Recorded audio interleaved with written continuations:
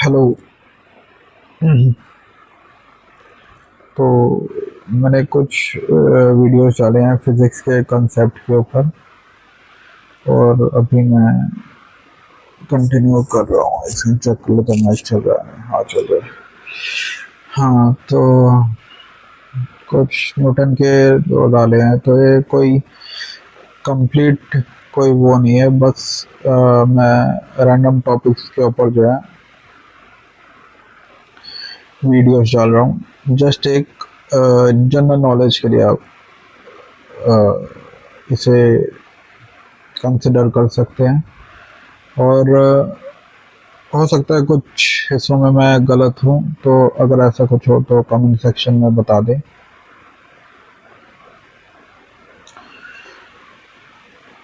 और पिछले न्यूटन्स के पहला दूसरा लॉ जो है बताया था, और पास्कल लॉ बताया था, और डेंसिटी के बारे में बताया था। अब जो है ब्यूएंसी के बारे में बताएंगे कि ब्यूएंसी क्या होती है। तो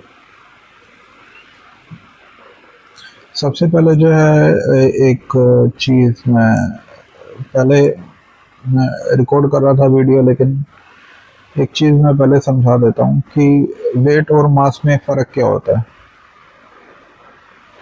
normal normal day to day life में जो है हम वेट और मास को इंटरचेंजेबली यूज़ करते हैं। अगर हम वेट बोलते हैं तब भी हमारा वजन मतलब होता है वजन। मास मास तो हम यूज़ ही नहीं करते। तो लेकिन फिजिक्स में वेट का मतलब जो है वो अलग होता है। वेट का मतलब जो है जो फोर्स जो है ग्रेविटी लगा रही है, जो ग्रेविटी आपके ऊपर फोर्स लगा रही है। तो अगर मैं ये बोलता हूँ कि मेरा वजन जो है जैसे मैं बोलता हूँ मेरा वजन 60 किलो है, तो ये मैं अपना वेट बोलता हूँ 60 किलो है। तो ये ये एक्चुअली मैं अपना मास बता रहा हूँ। लेकिन फिजिक्स में वेट का मतलब होता है कि कितना फोर्स जो है ग्रेविटी आपके ऊपर लगा रही है। और फोर्स का फॉर्मूला क्या होता है? मास टाइम्स एक्सेलरेशन। और एक्सेलरेशन जो है वो जी के इक्वल है। एक्सेलरेशन ड्यू टू ग्रेविटी जो है वो 10 होती है। तो force is equal to M G. Mass कितना है? 60। और जी कितना है? 10। तो 600 न्यूटन की फोर्स जो है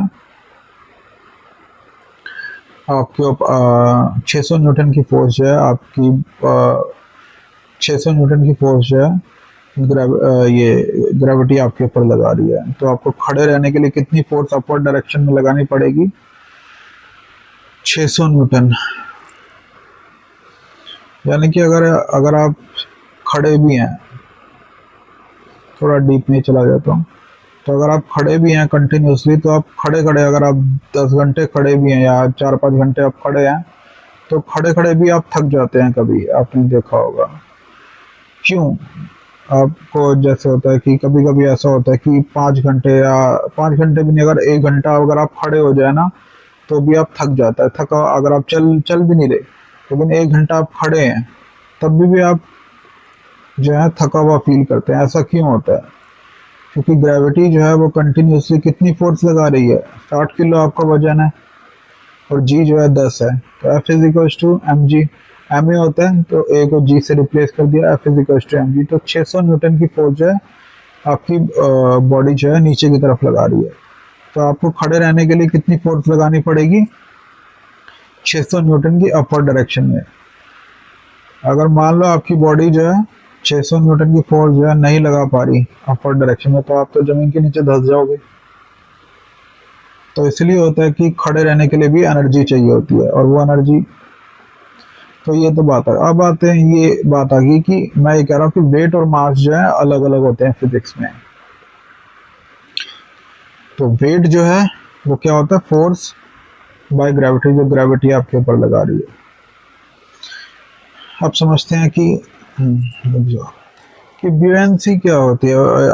ये आर्किमिडीज ने दिया था ये प्रिंसिपल कि ब्यूएंसी क्या होती है। तो इसको भी एक एग्जांपल से पहले समझते हैं। मान लीजिए कि एक कंटेनर है, उस कंटेनर में जो है फ्लूइड है, फ्लूइड की जगह हम पानी ले लेते हैं।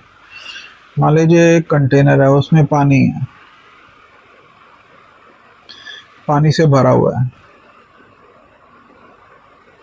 उसके अंदर मैंने एक मेटालिक बॉल डाली, और मेटालिक बॉल जो है नीचे जो है, मेटालिक बॉल जो है पानी के अंदर गई।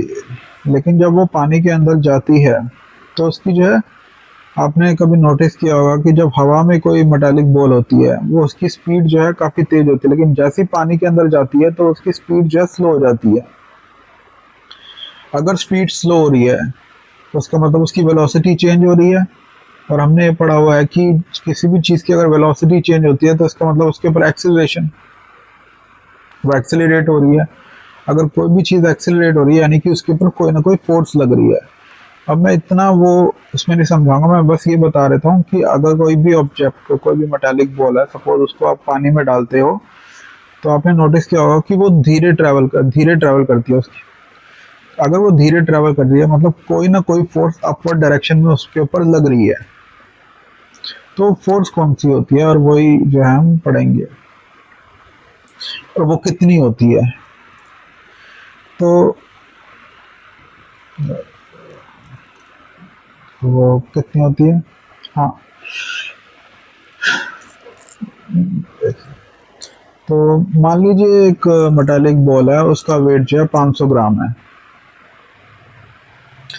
नहीं, बुयांसी का आर्किमिडीज प्रिंसिपल क्या कहता है, पहले देख लेते हैं कि कोई भी अगर ऑब्जेक्ट को अगर आप किसी भी फ्लूइड के अंदर डालेंगे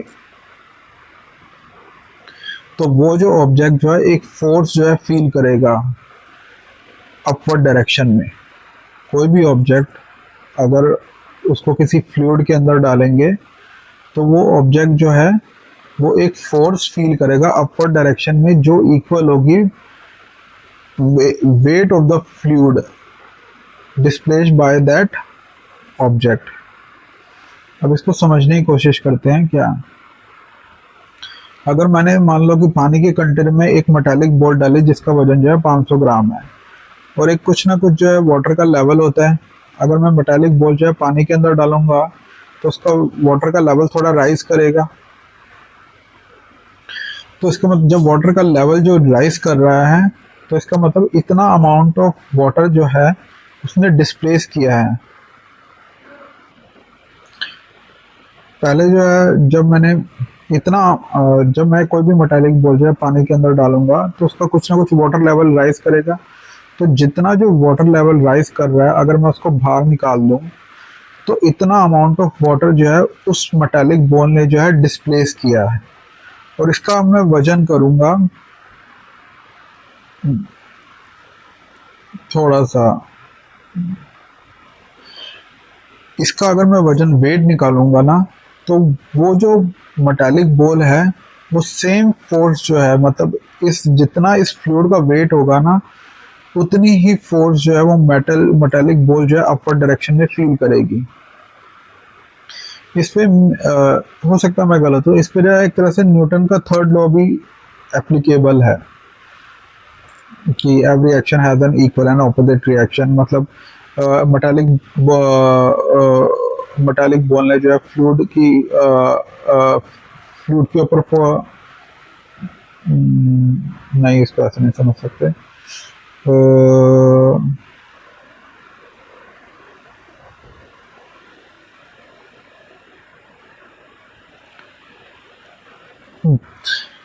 तो मान हाँ, एग्जाम्पल हम वही लेंगे। थोड़ा सा मेरा भी कंसेप्ट थोड़ा क्लियर नहीं है लेकिन मैं समझाने की कोशिश करता हूँ। एक कंटेनर है, कंटेनर में आपने एक कोई भी मेटालिक बॉल डाली, उसका वेट मान लो 500 ग्राम है। अब 500 ग्राम अगर वेट है, अगर मेटालिक बॉल अंदर कंप्लीटली इमर्स होगी तो कुछ ना कुछ वाटर राइज करेगा। तो आर्किमिडीज ये कहता है कि अगर कोई भी मेटालिक ऑब्जेक्ट पानी के अंदर जाएगा तो वो मेटालिक ऑब्जेक्ट फोर्स जो है फील करेगा अपवर्ड डायरेक्शन में। और वो फोर्स जो होगी वो equal to the weight of the fluid displaced by that metallic object. समझ आया थोड़ा सा? तो अगर समझ आ गया तो फिर से समझने की कोशिश कर। थोड़ा इसको और इजी लैंग्वेज में बताता हूँ कि मेटालिक, हमने ये देखा था कि किसी भी मेटालिक ऑब्जेक्ट को अगर पानी में डालते हैं उसकी स्पीड तो स्लो हो रही है, यानी कि अपर डायरेक्शन में फोर्स लग रही है, लेकिन हमें ये नहीं पता कि उस फोर्स वो कितनी फोर्स लग रही है। तो वो फोर्स की वैल्यू जो है, जितना पानी उस मेटालिक ऑब्जेक्ट ने, जितना वाटर का लेवल राइज किया था, उतना वाटर उसने डिस्प्लेस किया है, और उस वाटर का अगर मैं वेट निकालूंगा ना, उतनी ही फोर्स से वो अपर डायरेक्शन में जो है फोर्स लगती है उस मेटालिक ऑब्जेक्ट के ऊपर। अब थोड़ा शायद क्लियर हो गया होगा, इससे ज़्यादा मैं